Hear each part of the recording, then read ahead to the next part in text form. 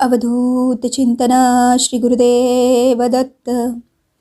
श्री स्वामी समर्थ. तर श्रोते हो, आता आपण श्री गुरुचरित्रामृतातील शेवटचा अध्याय म्हणजेच 52वा अध्याय श्रवण करणार आहोत. पण त्याआधी श्री दत्त महाराजांनी माझ्याकडून ही सेवा बधून घेतली, त्याबद्दल मी त्यांना साष्टांग दंडवत करते. ही सर्व त्यांचीच कृपा. त्यामुळे मला हे श्री गुरुचरित्रामृतातील अध्याय तुमच्यापर्यंत पोहोचवता आले आणि या सेवेमध्ये माझा काहीही हात नसून हे सर्व श्री दत्तगुरूंनीच माझ्याकडून करवून घेतले असेच मला वाटते. चला तर मग श्री दत्तगुरूंना आणि स्वामी महाराजांना वंदन करून श्री गुरुचरित्रामृताच्या शेवटच्या म्हणजेच 52व्या अध्यायाला सुरुवात करूया.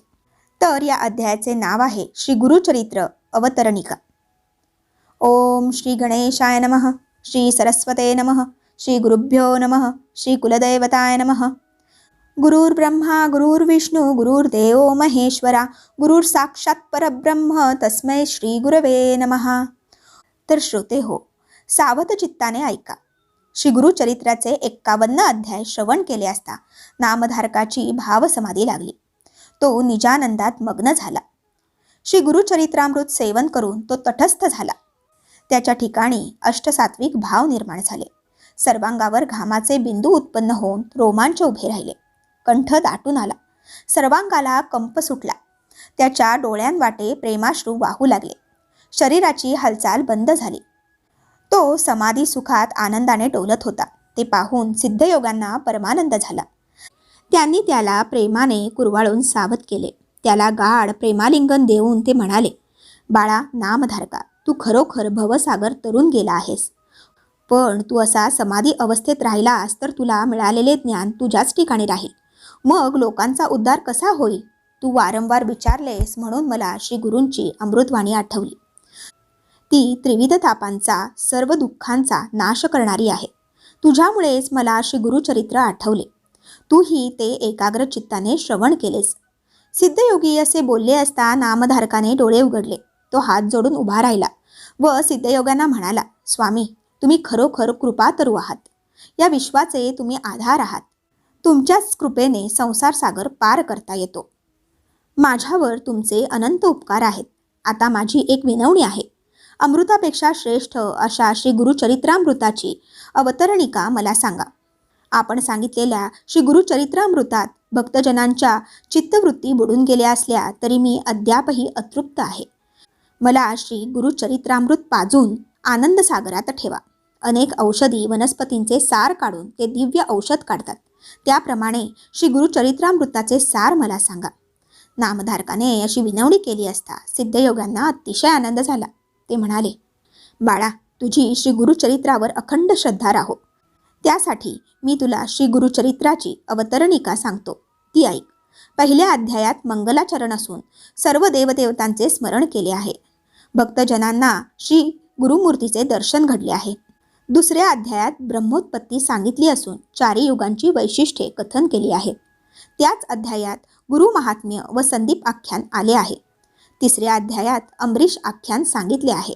चौथ्या अध्यायात सती अनुसूयेची सत्वपरीक्षा पाहण्यासाठी आलेले त्रैमूर्ती तिचे बालक होतात. ती त्रैमूर्ती श्री दत्तात्रेय अवतार कथा सांगितली आहे. 5व्या अध्यायात श्री दत्तात्रेयांच्या श्रीपादशी वल्लभ अवताराची कथा आली असून 6व्या अध्यायात गोकर्ण महिमा व महाबळेश्वर लिंग स्थापनेची कथा सांगितली आहे. 8व्या अध्यायात शनी प्रदोष व्रत महात्म्य वर्णिले असून 9व्या अध्यायात श्री गुरूंनी एका रजकाला राज्यप्राप्तीचा वर दिल्याची कथा आली आहे. 10व्या अध्यायात कुरवपूर क्षेत्र महिमा सांगितला असून वल्लभेश आख्यान सविस्तर वर्णिले आहे. 11व्या अध्यायात करंजपुरी माधव व अंबा यांच्या पोटी श्री नृसिंह सरस्वतींचा अवतार झाल्याचे व श्री गुरु नरहरी बालचरित्र लीला वर्णन केले आहे. 12व्या अध्यायात नरहरीचा गृहत्याग, काशी क्षेत्री संन्यास ग्रहण व गुरुशिष्य परंपरा हे विषय आले आहेत. 13व्या अध्यायात श्री गुरु नृसिंह सरस्वतींचे करंजा गावी आगमन व पोटदुखी असलेल्या एका ब्राह्मणावर श्री गुरूंनी कृपा केली या कथा सांगितल्या आहेत. 14व्या अध्यायात क्रूरयवन शासन व सायनदेव वरप्रदान कथा आल्या आहेत. 15व्या अध्यायात श्री गुरूंचे वैजनाथ क्षेत्री गुप्त वास्तव्य व तीर्थयात्रा निरूपण आले असून 16व्या अध्यायात गुरुभक्तीचे महात्म्य धौम्य शिष्यांच्या कथा सांगितल्या आहेत.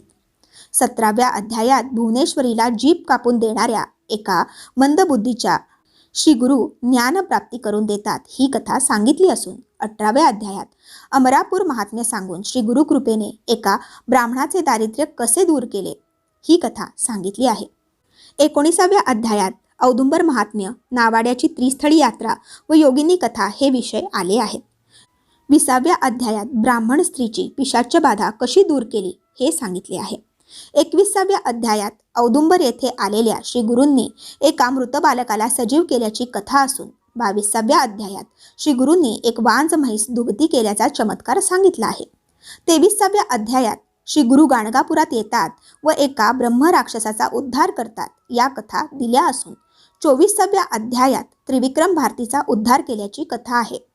25व्या अध्यायात गर्विष्ठ ब्राह्मणाचा जयपत्राविषयी हट्ट हा प्रसंग सांगितला असून 26व्या अध्यायात वेद विस्तार वर्णिला आहे. 27व्या अध्यायात उन्मत्त ब्राह्मणांना श्री गुरूंनी दिलेला शाप व एका मातंगाला पूर्वजन्म स्मरण करून दिल्याच्या कथा आहेत. 28व्या अध्यायात कर्मविपाक व मातंग कथा आली आहे. 29व्या अध्यायात भस्म महात्म्य सांगितले आहे. 30व्या अध्यायात एका विधवेचे शोक व ब्रह्मचार्याने तिला केलेला उपदेश हे विषय आले असून 31व्या अध्यायात पतिव्रतेचा आचारधर्म सांगितला आहे. 32व्या अध्यायात विधवेचा आचारधर्म सांगितला असून मृत ब्राह्मण जिवंत झाल्याची कथा सांगितली आहे. 33व्या अध्यायात रुद्राक्ष महात्म्य व सुधर्मतारक आख्यान आले आहे. 34व्या अध्यायात रुद्र अध्ययन सांगितले आहे. 35व्या अध्यायात कच देवयानी कथा व सोमवार व्रत व सीमंतिनी आख्यान आले आहे. 36व्या अध्यायात परान्न दोष धर्माचरण हे विषय आले असून 37व्या अध्यायात गृहस्थाश्रमाचा आचारधर्म सांगितला आहे. 38व्या अध्यायात श्री गुरूंनी भास्कर ब्राह्मणाची लाज कशी राखली हे सांगून 39व्या अध्यायात अश्वत्थ महात्म्य व 60 वर्षांच्या वंध्येस संतानप्राप्ती झाल्याची कथा आहे. 40व्या अध्यायात नरहरीचा कुष्ठरोग कसा नाहीसा झाला हे सांगून शिवभक्त शबरकथा सांगितली आहे. 41व्या अध्यायात सायनदेवाची गुरुसेवा, काशी यात्रा व त्वष्टाख्यान हे विषय आले आहेत. 42व्या अध्यायात अनंत व्रत कथा आली असून 43व्या अध्यायात विमर्शन राजाची कथा व एका विणकरास मल्लिकार्जुन हे विषय आले आहेत. 44व्या अध्यायात श्री गुरूंनी नंदी ब्राह्मणाचा कुष्ठरोग घालविल्याची कथा आली आहे. 45व्या अध्यायात भक्तवत्सल श्री गुरूंनी आपल्या भक्तांसाठी 8 रुपये धारण केल्याची कथा सांगितली आहे. 47व्या अध्यायात श्री गुरूंनी एका शूद्र शेतकऱ्यावर कृपा केल्याची कथा सांगितली आहे. 48व्या अध्यायात अमरजा संगम व अष्टतीर्थ महात्म्य सांगितले आहे. 49व्या अध्यायात गुरु महात्म्य व शिवपार्वती संवादात्मक संपूर्ण गुरुगीता आली आहे. पूर्वजन्मातील एक गुरुभक्त यवन वंशात जन्मास येतो व श्री गुरूंनी त्याला दिलेल्या पूर्वीच्या वरदानाने तो बिदरचा राजा होतो ही सविस्तर कथा 50व्या अध्यायात आली आहे. 51व्या अध्यायात श्री गुरु नृसिंह सरस्वतीचे निजानंद गमन अवतार समाप्ती झाल्याची कथा दिली आहे. सिद्धयोगी नामधारकाला म्हणाले, श्री गुरुचरित्र अनंत अपार आहे. त्यातून मी तुला केवळ 51 अध्याय सांगितले आहेत आणि त्याची अवतरणिका तुला सांगितली. नामधारका, श्री गुरु अवतार समाप्ती करून गेले असे लोकांना वाटत असेल, पण ते आजही गाणगापुरात आहेत हे लक्षात ठेव. या कलियुगात अधर्मवृत्ती फार वाढली आहे हे पाहून श्री गुरु गुप्त झाले आहेत. खऱ्या भक्तांना ते आजही दर्शन देतात.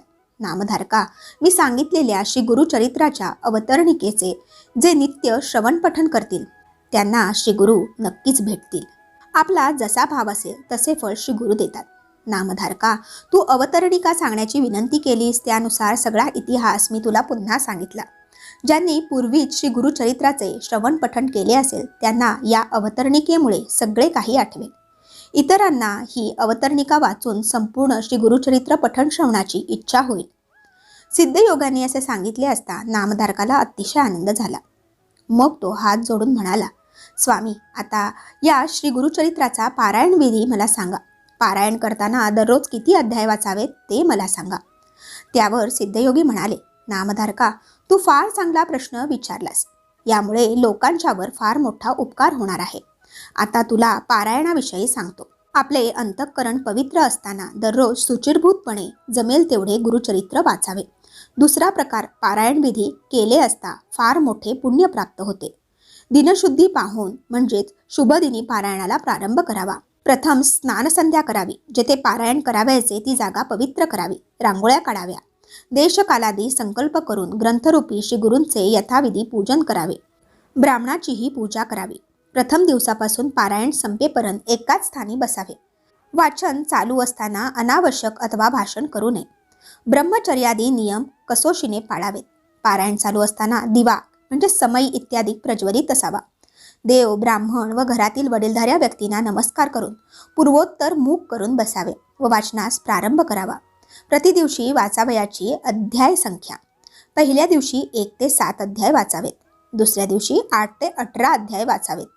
तिसऱ्या दिवशी 19 ते 28 अध्याय वाचावेत. चौथ्या दिवशी 29 ते 34 अध्याय वाचावेत. पाचव्या दिवशी 35 ते 37 अध्याय वाचावेत. सहाव्या दिवशी 38 ते 43 अध्याय वाचावेत. सातव्या दिवशी 44 ते 51 अध्याय वाचावेत. शेवटी अवतरणिका म्हणजेच 52वा अध्याय वाचावा. रोजचे ठराविक वाचन पूर्ण झाले की ग्रंथाचे उत्तरांग पूजन करावे. श्री गुरु नृसिंह सरस्वतींना नमस्कार करून आसन सोडावे.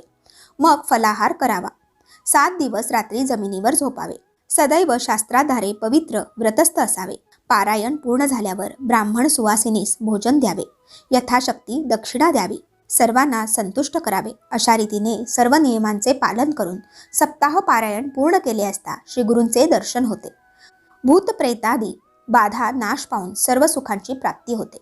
सिद्धयोग्यांनी असे सांगितले असता नामधारकाला अतिशय आनंद झाला. आपण धन्य झालो, कृतकृत्य झालो असे म्हणून त्याने सिद्धयोग्यांच्या चरणांवर मस्तक टेकले. सिद्धयोग्यांचे शब्द हीच रत्नांची खाण. नामधारकाने त्यातील रत्ने घेऊन 51 रांजण भरले व याचक भक्तांना संतुष्ट केले. सिद्धयोगी हाच कल्पवृक्ष. नामधारकाने भक्तजनांवर परोपकार करण्यासाठी हात पसरून याचना केली. सिद्धमुनी हाच मेघ. नामधारक हा चातक. त्याने मुख पसरून त्या मेघाकडे एक बिंदू मागितला असता त्या मेघाने अपार वर्षाव करून भक्तांना अमृताचा लाभ करून दिला. अशा रीतीने श्री गुरुचरित्रामृतातील श्री गुरुचरित्र अवतरणिका नावाचा अध्याय 52वा येथे समाप्त होतो. श्री गुरु दत्तात्रेयार्पणमस्तु. श्री गुरुदेव दत्त. श्री गुरुचरित्र सारामृत समाप्त. ओम तत्सत. अवधूत चिंतन. श्री गुरुदेव दत्त. श्री स्वामी समर्थ.